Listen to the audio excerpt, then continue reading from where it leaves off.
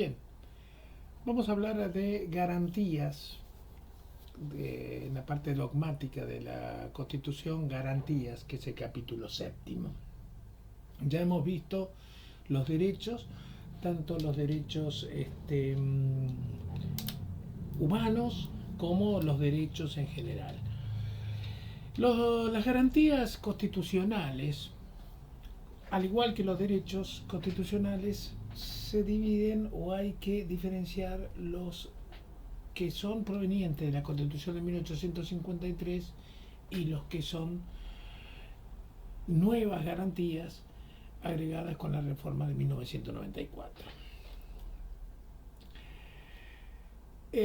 Como recordamos, no se podía modificar la primera parte de la Constitución, de acuerdo a lo que habían dicho en los el Congreso Nacional cuando estableció la necesidad de la reforma, pero no impidió que se agreguen nuevos derechos y nuevas garantías. Por eso está el segundo capítulo de derechos y garantías, que contiene los derechos políticos y los derechos de tercera generación que hemos visto en el capítulo 5, los derechos humanos agregados después cuando se dieron jerarquía constitucional a los tratados internacionales, y las nuevas garantías, que son las que establecidas por la ley de amparo, el habeas data y el habeas corpus. ¿Qué son las garantías? Primeramente vamos a decir quiénes son las garantías. Las garantías son mecanismos que son creados por la Constitución para que los titulares de los derechos fundamentales que nos da la Constitución puedan ejercerlos y hacerlos respetar. De nada sirve tener un derecho si yo no puedo tener un juez ante quien hacer valer mis derechos.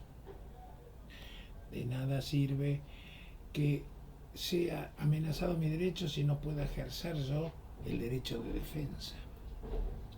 Esas son las garantías que nos va a dar la Constitución Nacional, la de los jueces naturales, la del debido proceso, la de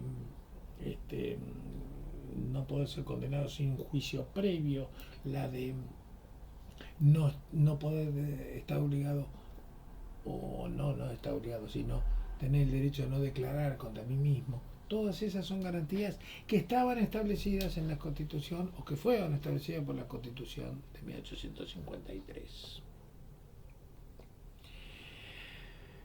Las garantías establecidas en la Constitución de 1853 eran las garantías institucionales, y las garantías establecidas por la reforma de 1994 son las garantías personales. Estas garantías personales estaban ya, existían, salvo el habeas data, que no daba de mucha anterioridad, porque los informes que podían llegar a tener el Estado o los particulares es un fenómeno de la tecnología que se dio en los últimos tiempos, pero el amparo, el habeas corpus ya existían. Lo que pasa es que la Constitución de 94 no es que estableció o inventó el amparo o el habeas corpus, le dio jerarquía constitucional a estas dos instituciones que ya existían. El juicio previo es la primera de las garantías que vamos a hablar. Nadie puede ser condenado sin haber sido previamente juzgado y haya tenido la oportunidad de defenderse. Esa es la primera de las garantías. La segunda es la del juez natural.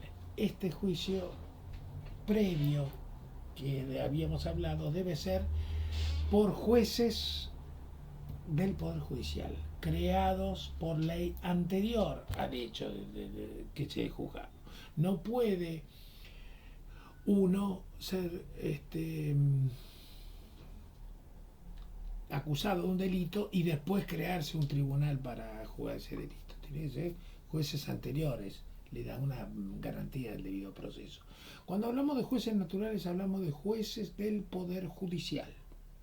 Por eso vamos a ver, cuando veamos el capítulo 8, que en los juicios políticos que se les pasen a a que se puedan hacer al presidente, al vicepresidente, al jefe de gabinete, a los ministros del Poder Ejecutivo o a los miembros de la Corte Suprema de Justicia, funcionará como órgano acusador la Cámara de Diputados, el que sentenciará sea la Cámara de Senadores, pero su función va a ser exclusivamente la de remoción del funcionario, jamás la condena, porque la condena es una garantía del juicio que tienen los ciudadanos, de que la condena solo puede efectuar el Poder Judicial.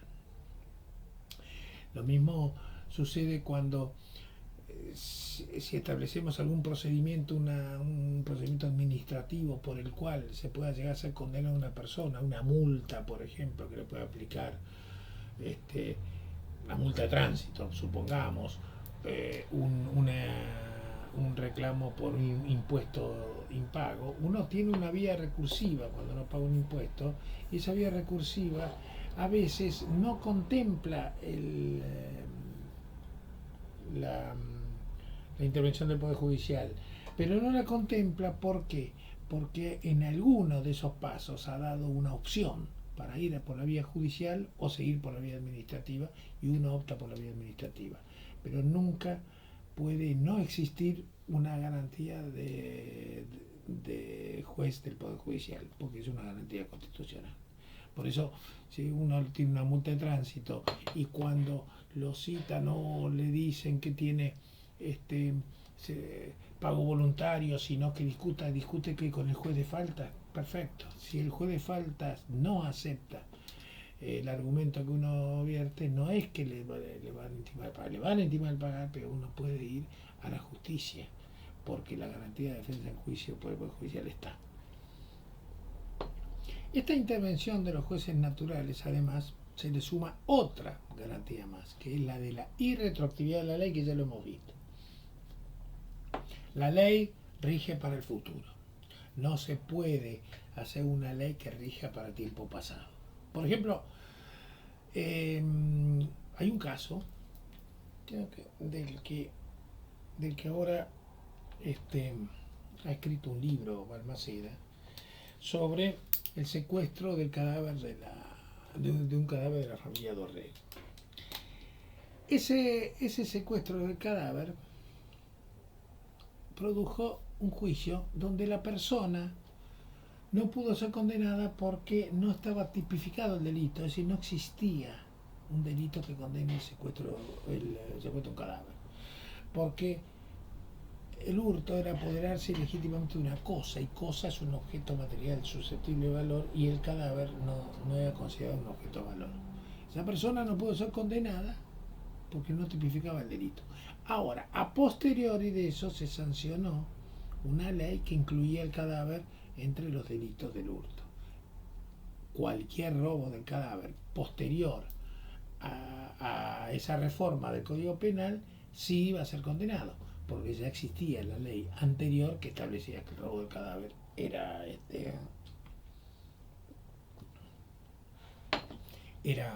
delito. Otro de los principios es el de legalidad o reserva. Nadie está obligado a hacer lo que no manda la ley, ni privado de lo que ella no prohíbe. Nadie puede decir, bueno, no podés hacer esto. ¿Por qué? Porque es parecido a esto que establece la ley. No hay parecidos. La ley tiene que ser clara. Esto sí, esto no se puede hacer, eso no se puede hacer. Si hay algo que no está en la ley, se puede hacer, porque una ley que lo prohíba se puede hacer. ¿Por qué? Porque es el principio de legalidad. El principio o la garantía de inviolabilidad de la defensa en juicio. Nadie puede ser condenado sin juicio previo y él tiene el derecho de defensa. Y si no puede pagarse un abogado, intervendrá el defensor público. Pero necesariamente tiene la garantía de defensa en juicio. La otra garantía que aparece es que nadie puede declarar contra sí mismo.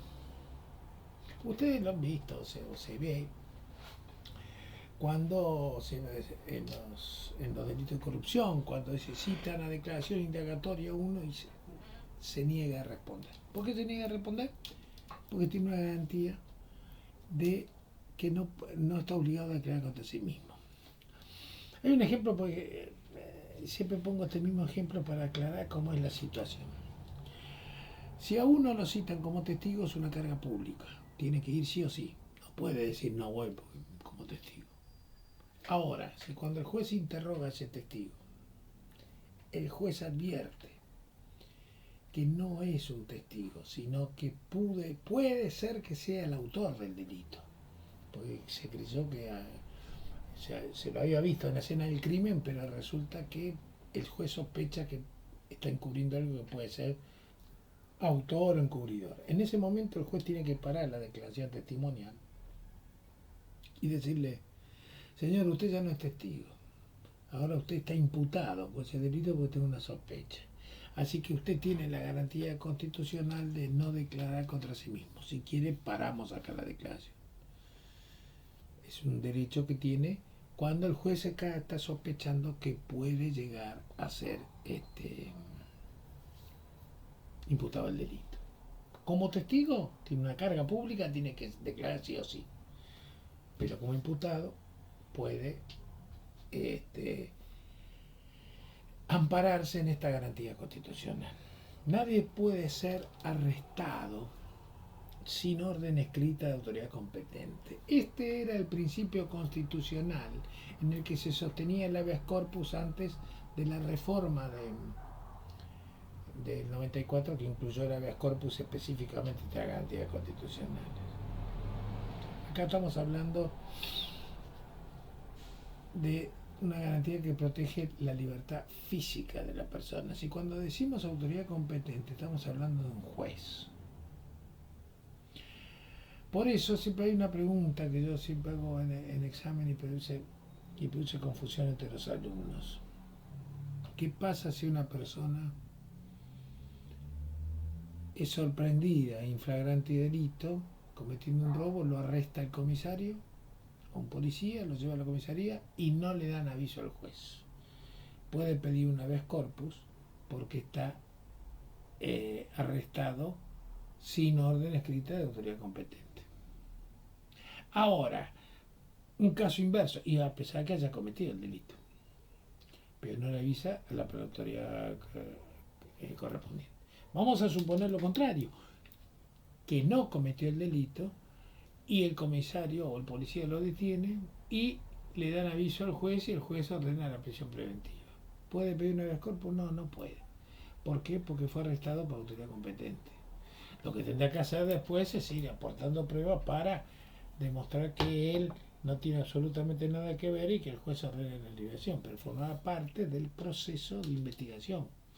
Pero esta garantía constitucional es la no de ser injustamente arrestado, sino arrestado por autoridad competente. Si es justo o no es justo es otra historia. Aparece la otra garantía de la inviolabilidad del domicilio, correspondencia y papeles privados. Esto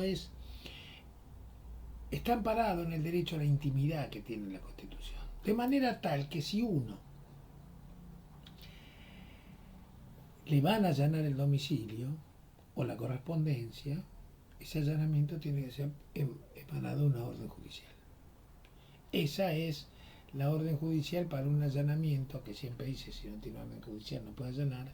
Esto surge de la garantía constitucional de la inviolabilidad de domicilio y papeles privados. Existe también la abolición de pena de muerte por causas políticas, pero esto fue ampliado con la reforma de 1994 porque los tratados internacionales que hemos suscrito prevén la abolición de pena de muerte por cualquier concepto, o sea, no solo por cuestiones políticas.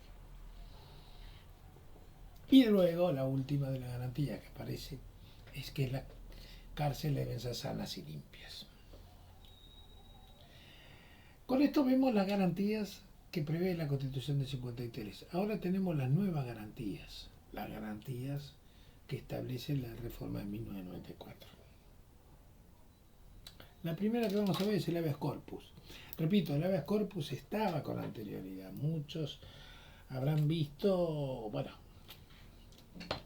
si no conocido, de que en la época del proceso a veces hubo algunos habeas corpus y alguna gente que salió del país, cómo es que era el habeas corpus, estamos hablando de 1976-78, porque existía el habeas corpus como ley.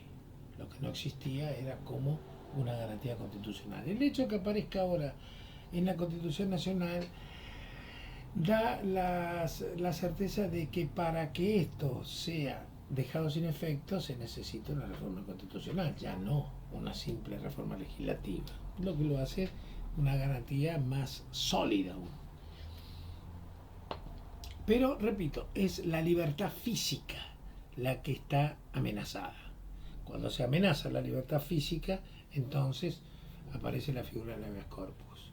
El hecho de que sea amenazada o privado uno de la libertad física, esto le da legitimidad para que el habeas corpus sea presentado por cualquier persona, no solo por el damnificado, porque el damnificado puede estar preso, quizás incomunicado, y cómo va a ser el habeas corpus. Hay distintos tipos de habeas corpus. El primero es el reparador. ¿Qué es el reparador? Es el habeas corpus que tiene como finalidad hacer cesar una detención ilegal. Fíjense que no digo injusta, digo ilegal. Y cuando hablo de ilegalidad significa que tiene que ser detenido por autoridad competente, en cumplimiento de la ley, aunque sea injusta la detención. El otro habeas corpus que aparece es el preventivo. Preventivo es para proteger a quien se encuentra amenazado de sufrir una detención ilegal. Esto es el caso que se ve cuando una persona está siendo buscada por la policía, hay una orden judicial de detención y la persona está prófuga y el abogado se presenta ante el juez.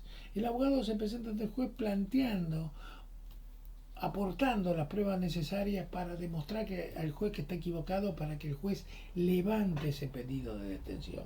Esto lo hará interponiendo un habeas corpus preventivo, para evitar que el juez ordene la detención, o si todavía no la ordenó, para que no la ordene. Otro habeas corpus es el correctivo. Cuando hablamos de correctivo es el caso de agravamiento de las condiciones de detención. Si una persona está detenida en una prisión, supongamos, y no le dejan de comer, entonces puede hacer un habeas corpus correctivo, porque digo, señor, no me están no me están atendiendo como corresponde. También se puede plantear un caso de un habeas corpus donde se encuentre perturbado en el derecho de locomoción una persona, es decir, si uno está siendo seguido. Es cierto que esto a veces puede tener un problema, pero por eso se necesita discreción, porque uno puede estar siendo vigilado o seguido porque están buscando quizás al jefe de la banda, al proveedor, por ejemplo, de droga, etcétera. Entonces uno puede ser que la policía haga una vigilancia sobre una persona antes de hacer una detención, pero tiene que tener la prudencia de no ser descubierto, porque de ser descubierto puede la persona hacer un habeas corpus porque está siendo vigilado en su locomoción.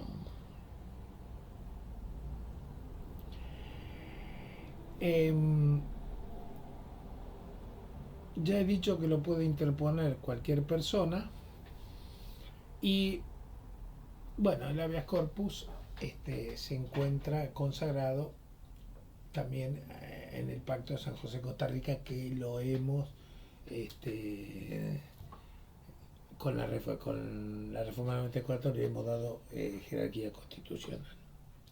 El segundo de las garantías que vamos a hablar, de las nuevas garantías, es el amparo.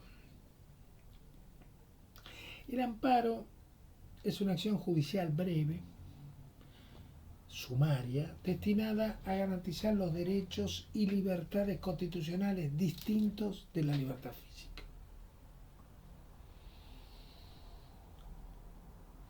Ahí se dan determinados requisitos que lo vamos a ir desarrollando a medida que vaya ejemplificando lo que es el amparo. Y la mejor forma de ejemplificarlo es haciendo la cita jurisprudencial del origen de la acción de amparo. Este tema de la acción de amparo sirve para inclusive repasar algunos conceptos que ya hemos visto. Y uno es la imposibilidad que tiene el Poder Judicial de sancionar una ley. Ya hemos dicho que en esta división de poderes las leyes las sanciona el Poder Legislativo con asistencia del Poder Ejecutivo, que las promulga y las publica, y el Poder Judicial, su función es el contralor de la constitucionalidad de las leyes y de la legalidad de los actos, y para eso se pronuncia en causas determinadas, y esas causas tendrán efecto solo entre la persona que lo demanda. Nunca podrá derogarse una ley por una sanción judicial, pero la constante jurisprudencia en un mismo sentido y que creando antecedentes, y muchos, porque después se van reiterando, produce un efecto en los legisladores que después a la larga logran plasmarlo en una ley que dé interpretación a ese fallos judiciales que fueron reiterados. En el caso puntual de la acción de amparo, el caso primero que aparece es en el año 1957, el caso Siri. ¿Qué pasa con el caso Siri? A un hombre le habían clausurado el diario por la policía de la provincia de Buenos Aires. Va a ver al abogado y el abogado dice, bueno, vamos a hacer una acción judicial. Pero dice, no podemos hacer una acción ordinaria, común. Una acción ordinaria común va a tardar 5 años, yo 5 años sin poder hacer el diario, sin venderlo, no puedo pagar los sueldos, voy a la quiebra. Es decir, que una demanda ordinaria pidiendo la nulidad de esa resolución por la que se clausuró el diario, hace ilusorio el reclamo, porque de nada serviría. Su efecto no tendría efecto alguno, porque ya cuando sale la sentencia ya no existe el diario. Entonces, el abogado con buen tino dijo, vamos a un habeas corpus. Sí, pero no está amenazada la libertad física.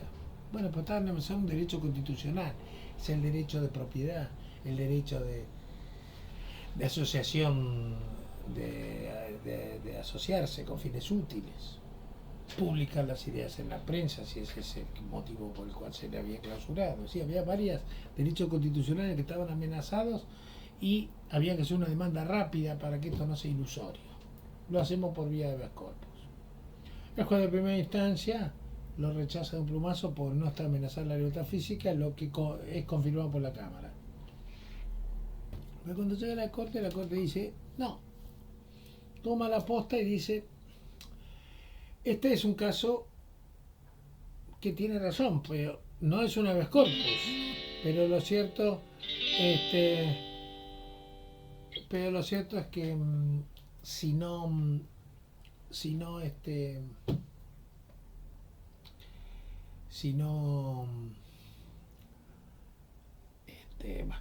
me trabé ahí porque sonó el celular. Lo cierto es que bueno, ahí ya me perdí lo que iba a hacer. Bueno, lo cierto es que no es un caso de libertad física, pero es un derecho constitucional que está amenazado. Entonces la Corte le hizo lugar y ordenó la reapertura del diario porque vio que existía razón. Y se sucedieron reiteradas jurisprudencias en igual sentido. La gente empezó a plantear los problemas de los derechos constitucionales que estaban amenazados por vía de habeas corpus. Al año siguiente, año 58, sale el caso Cot. El caso Cot es un caso donde también estaba amenazado un derecho constitucional, pero no era producto de un acto de la policía o de algún órgano estatal, sino de un órgano privado. ¿Y por qué hago esta salvedad de que sea un privado? Porque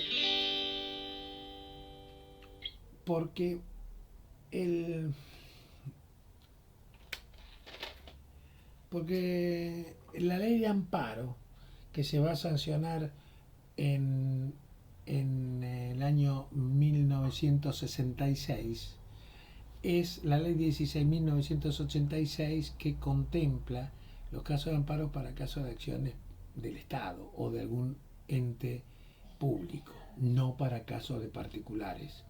Los casos de particulares van a ser al año siguiente, año 67, cuando se reforma el Código Procesal y se pone el juicio sumarísimo, juicio breve, para cuando están amenazados las garantías constitucionales y es el procedimiento para casos de particulares. A ver, un segundito.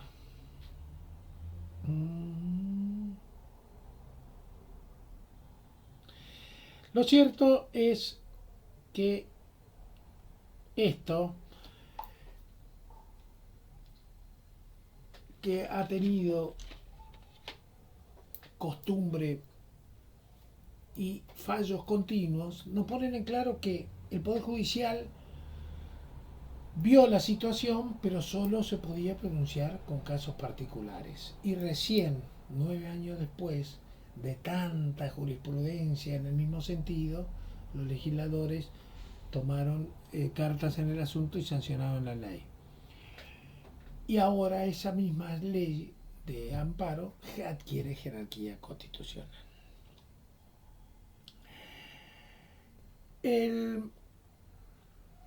Hay requisitos para que proceda el amparo. Primero vamos a hacer la definición del amparo y vamos a ir desgranándola para conocer bien los alcances del amparo. El amparo es una acción expedita. Cuando hablamos de expedita es una acción rápida. Expedita y rápida que procede contra actos u omisiones de autoridad pública o de particulares. ¿Contra qué va a ir dirigido el amparo? Contra actos de autoridad pública o de particulares. ¿Pero qué actos? ¿Cualquiera? No. Esos actos que realicen tienen que lesionar, restringir, alterar o amenazar, ¿qué cosa? Derechos o garantías constitucionales en forma arbitraria o ilegal, porque si la amenaza es legal, no procede el amparo. Y procede cuando no hay un medio judicial más idóneo.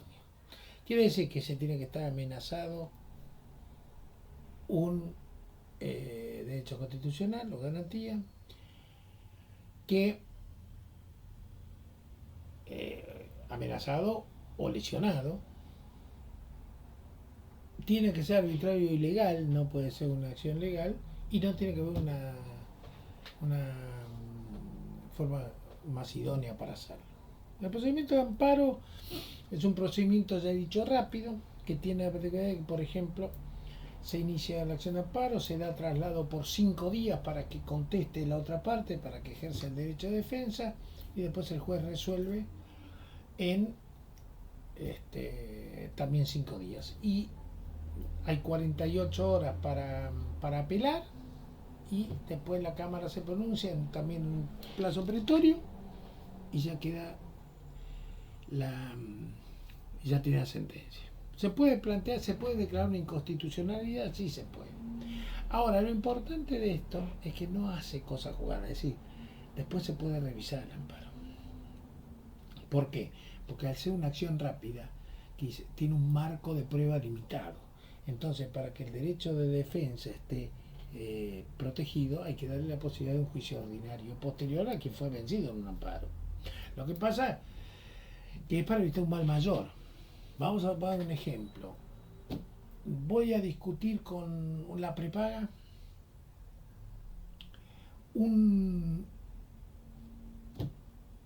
la cobertura o no de un remedio, que si no, no puedo pagarlo. Yo sostengo que me lo tienen que dar, la obra social dice que no.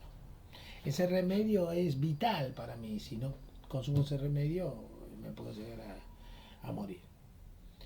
Si el juez, analizando el caso, ve que puedo llegar a tener razón, que si bien hay un aparente marco de legalidad y legitimidad en lo que yo estoy pidiendo, bueno, me va a hacer lugar el amparo y que me den el remedio. Si después la obra social o la prepaga en una demanda ordinaria, prueba con lujo de detalles en muchos años que no tenía razón, entonces el juez puede llegar a ordenar, el juez de esa sentencia en un juicio ordinario, a que pague ese remedio.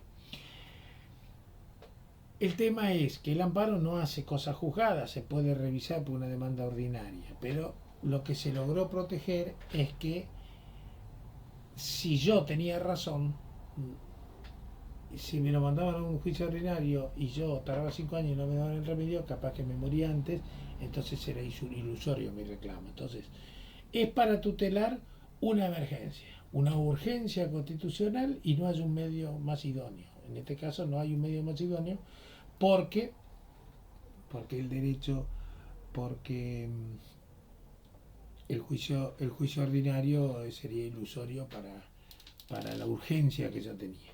Por eso no todo violación a un derecho constitucional es susceptible de un amparo. Yo pongo, por ejemplo, a veces cuando tomo examen digo, a ver, si yo tengo no me pagan un alquiler, ¿violan el derecho de propiedad? Sí, me violan el derecho de propiedad porque me tienen que pagar el alquiler.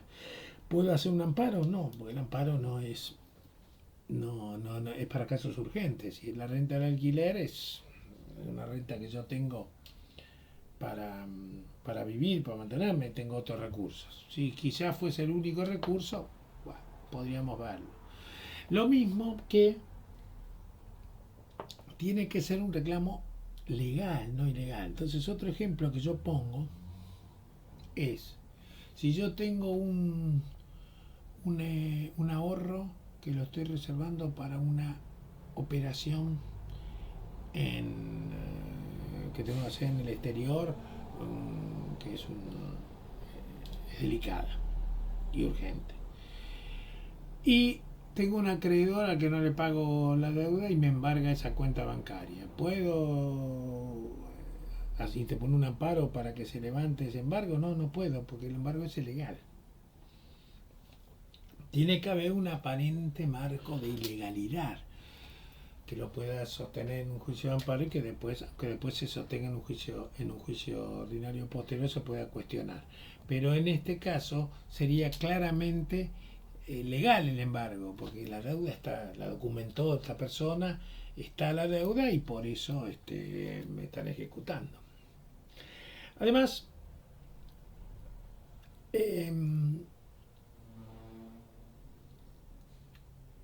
bueno, ya he dicho que si no es urgente no prospera. Pero un ejemplo que yo les voy a decir sobre donde se dio este tema de la urgencia y los casos que pueden ser diferidos para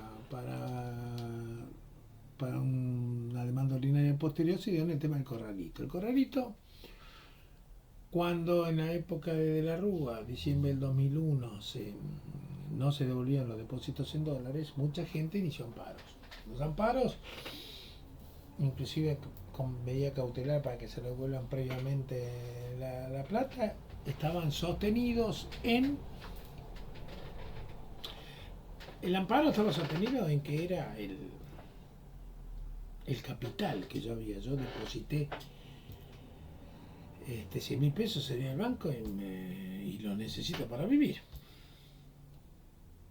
Ahora, podía ser que lo hagan con una medida cautelar, con una medida previa más urgente, que es cuando además de decir que estaba para vivir, decía, tengo más de 70 años, o 75 era, es de una indemnización laboral o lo necesito para remedios. Esas cosas daban por una medida cautelar. Pero lo cierto es que la devolución del depósito daba para un juicio de amparo. Pero después, cuando salió el amparo y le devolvieron la devolución de los depósitos, la gente reclamaba los intereses de ese tiempo que había estado la plata en poder de los bancos. Y ahí la Corte dijo, eso es una demanda ordinaria posterior. Ya la urgencia de devolver los depósitos ya se cumplió. Si usted quiere los intereses, haga una demanda ordinaria posterior. Ahí está la diferencia entre la urgencia y no urgencia. Es cierto que el amparo en en el caso del corralito tardó años, no fue un amparo que cumplió al pie de la letra lo de la acción expeditiva. Y ahí debo reconocer que es lo que yo sostengo, que es como el Poder Judicial también participa en los temas políticos, aunque tenga que ser independiente, y cuando hay una verdadera crisis, a los efectos de paliar, calmar a la sociedad y evitar conflictos mayores, el Poder Judicial ha actuado en consecuencia. ¿Por qué? Porque yo tenía en el juzgado, tenía, yo era secretario en juzgado, los corralitos. Y los abogados hablaban conmigo, los clientes. Y una vez un cliente bien me dijo, doctor, ¿usted cree que esto va a salir? Estaba muy afligido, ¿no? Y yo le dije, digo, mire, si no sale, y si sale desfavorable, renuncio a esto, porque ya no creo más en la justicia. Esto es violatorio del derecho de propiedad por todos lados. Va a salir favorable. Ahora, lo cierto es que el tema que usted reclama, devolución en dólares no hacemos en el país. Entonces, si no tienen, hay que paliar y esperar. Aparece el 1,40 más SER que decían ahí en aquellas épocas, el índice para la cotización del dólar. Digo, ¿qué es el SER? ¿Cómo surge ese índice SER? No sé. Pero cuando el 1,40 más SER alcance la paridad del dólar libre, será cuando ya hay dólares suficientes para devolver los depósitos, y ahí creo que va a salir el fallo de la Corte. Y así fue. Pero salió en el 2008, todavía empezado San Pablo en el 2002. Se tomaron la vida, mucha gente falleció esperando cobrar el depósito. Pero el Poder Judicial ahí funcionó como una contención respecto de una ciudadanía que se había visto vejada porque le habían sacado los fondos. Creo que estuvimos muy cerca de un conflicto civil muy importante y el Poder Judicial ahí lo logró paliar. Por eso el Poder Judicial, que a veces se lo cuestionan eso, tiene sus problemas, actúa con independencia del Poder Judicial, pero a veces se complementa cuando se trata de dar soluciones a un tema que era realmente desastroso para el país. Y fíjense cómo habrá sido la cantidad de demandas que había, que cuando salió el fallo de la Corte, después le ponían copia de ese fallo a todas las demandas que estaban cajoneadas en la Corte, y la Corte devolvía más de 500 demandas diarias contra la sentencia. Le ponía copia en la sentencia, hacía un pequeño escrito y lo devolvía, y tardó varios años en devolver todas las demandas que había. Así que fíjense la cantidad de demandas que se habían interpuesto en todo el país. Momentos que, bueno, quizás ustedes son jóvenes, pero seguramente muchos lo habrán vivido, y los que no se lo habrán contado. La Corte Suprema, en un caso del Mejián contra Sofovich, el Mejián es un profesor titular de Derecho Constitucional y Sofovich, Gerardo Sofovich, admitió el caso de amparo planteado por omisión, por el cual se le reconoció a una persona el derecho constitucional de poder replicar a lo dicho en una audición televisiva. Porque había hecho un comentario, no recuerdo, era contra los armenios, pero no sé si era contra o por el tema del genocidio con los turcos. ¿Cuál era el tema que había dicho Sofovich? Y el Mejián quería un espacio televisivo para hacer una réplica porque consideraba que era equivocado lo que había dicho este hombre. Y se procedió al amparo para el caso de ejercicio del derecho de réplica, que es otra variedad que hubo el amparo. El amparo entonces procede contra un acto u omisión, porque puede ser que no hagan, uno puede omitir hacer algo que debió haber hecho, y ese acto o omisión tiene que lesionar, restringir, alterar o amenazar derechos o garantías constitucionales. La amenaza debe ser cierta y debe ser grave. Si no existe gravedad de un mal inminente y actual, no procede el amparo. Tiene que ser actual. Si esto que está haciendo es una amenaza para que yo dentro de 10 años me pueda tener un problema, no, es una demanda ordinaria o plantearlo con medida cautelar. Tiene que ser una amenaza que sea injusta, arbitraria o ilegal, grave, y que vulnere o altere un derecho constitucional. También existen los amparos colectivos, y los amparos colectivos son los que surgen por la ley de defensa del consumidor o por la ley de protección al medio ambiente, y que generalmente uno puede hacer una demanda, lo hace ante el Ombudsman, y el Ombudsman investiga, busca ver si existe, munirse de pruebas necesarias para la defensa de estos derechos colectivos, y después, una vez que hace la demanda, toda la población puede adherirse a esa demanda y hacer lo que se llama el amparo colectivo. El Ombudsman, que protege los intereses de la sociedad y tiene un poder de investigación o una da las herramientas o tiene los medios necesarios como para poder efectuar una profunda investigación, suele ser molesto para los gobernantes, porque generalmente se cuestionan, los ciudadanos que cuestionan son actos de la autoridad pública. Por eso, del año 2009 que no tenemos Ombudsman y no lo eligen. Y eso es algo que hay en la ciudad de Buenos Aires, pero no a nivel nacional, y creo yo que es un grave error, defecto o equivocación que cometen los gobiernos, y sin distinción de banderías, porque del 2009 hasta ahora han pasado por toda la bandería política. La otra garantía es la del habeas data. Habeas data es una garantía que poseen las personas para exigir explicaciones a tanto organismos públicos o privados sobre datos o información que poseen, tanto los datos que poseen ellos o su familia, y así averiguar los datos puntuales que tienen, para qué los tienen y por qué los tienen.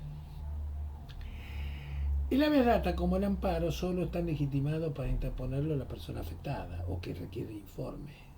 Son de hecho subjetivos, ya no es terceras personas como puede haber sucedido con el tema del habeas corpus. Se encuentra regulado por la ley 25326, que es del año 2000, y está destinado a tutelar la intimidad y privacidad de las personas. Tiene 5 fines principales. 1. Acceder al registro. Es decir, tanto un registro público o privado, yo interpongo una habeas data para acceder al registro y ver qué informes tienen míos en los registros, informes bancarios, etc. Tiene como segunda finalidad el actualizar los datos, porque quizás en una de esas, en los informes, surge que yo estoy moroso en el pago de una deuda y estoy en el veraz. Y no, actualizada, porque ya solucioné este tema. Entonces puedo pedir que se actualice. Puedo pedir que se supriman, se corrijan o se establezca la confidencialidad o actualización de ciertos datos. ¿Cuándo puedo pedir la supresión? Cuando un dato está equivocado, o corregirlo. La confidencialidad, ¿por qué? Un ejemplo de la confidencialidad. Supongamos que yo tengo en el registro figura que soy una persona con SIDA. Bueno, tengan en confidencia. En el caso que yo necesito una transfusión sanguínea, un accidente en la vía pública, bueno, que lo consulten la persona y vean que eso serviría. Pero no hacerlo público, porque se tiene que hacer público, que quizás no lo quiero yo dar a conocer. Cancelar informaciones sensibles. ¿Cuál es el caso? Casos sensibles. Ideas, si están publicadas ideas religiosas, políticas, la orientación sexual de las personas.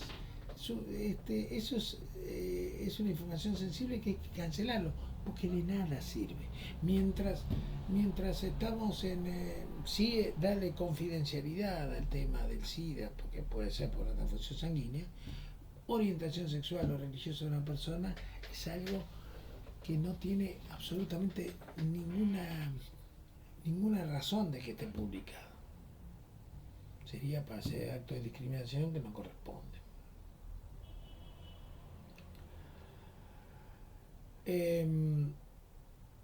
Lograr que se preserve cierta información que, si bien puede ser obtenida legalmente, pero no debe ser expuesta públicamente a terceros. Puedo con el habeas corpus solicitar los informes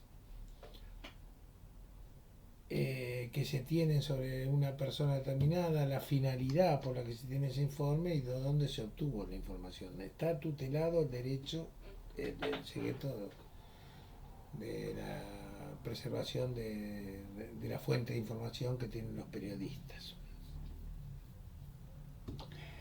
Además,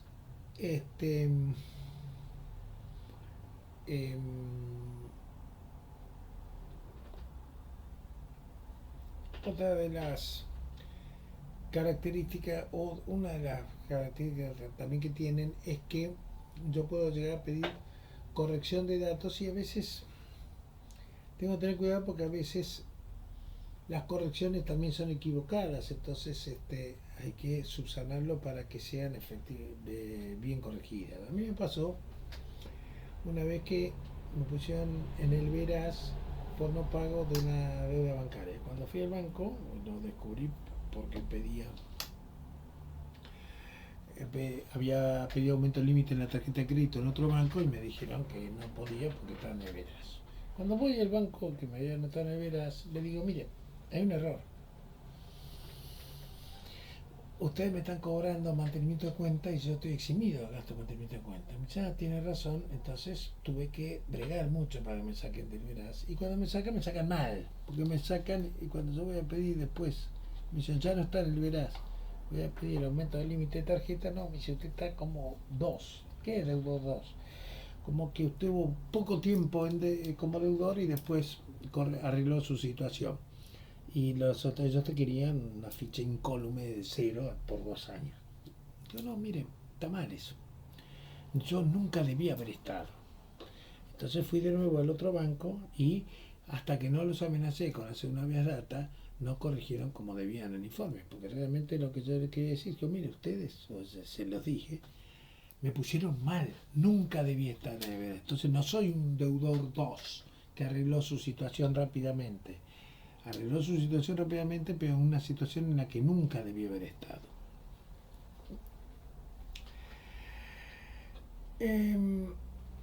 La ley 25326 sobre la verdata tuvo una reforma que fue la 26343, que es importante, que fue en el 2008, que fue vinculado al tema del corralito. Entonces dijo que todas las personas que se habían sido anotadas en el veraz entre el 1 de enero del 2000 y el 10 de diciembre del 2003 se debían ser corregidos y anulado ese periodo de estar en el veraz. ¿Por qué? Porque con el tema del corralito mucha gente puede haber quedado morosa en el cumplimiento de las obligaciones, pero tenía una imposibilidad material de cumplir con la obligación porque estaban sus fondos con una prohibición para que sean, para poder disponer de los fondos. Entonces, esto produjo esta ley que dice, no se lo tiene como no escrito el tema de un informe de veraz en ese periodo. Bien, con esto terminamos el tema de las garantías constitucionales del capítulo 7. El capítulo 7 termina con todo un listado de garantías que son las que es enumerado actualmente, pero si hay alguna que está ahí que no figura entre las explicadas, es simplemente una enumeración, no es tema de estudio, sino simplemente es una pequeña enumeración de los derechos y garantías, en este caso la garantía, los derechos estaban en el capítulo 5, si yo, que tenemos nosotros y que establece la Constitución Nacional. Bien, con esto terminamos entonces el capítulo 7 y bueno, después seguiremos en clase con el capítulo 8, que ya es entrar en la parte orgánica con los distintos poderes, legislativo, ejecutivo y judicial, y después con el tema de los gobiernos de provincia y de la Ciudad Autónoma de Buenos Aires.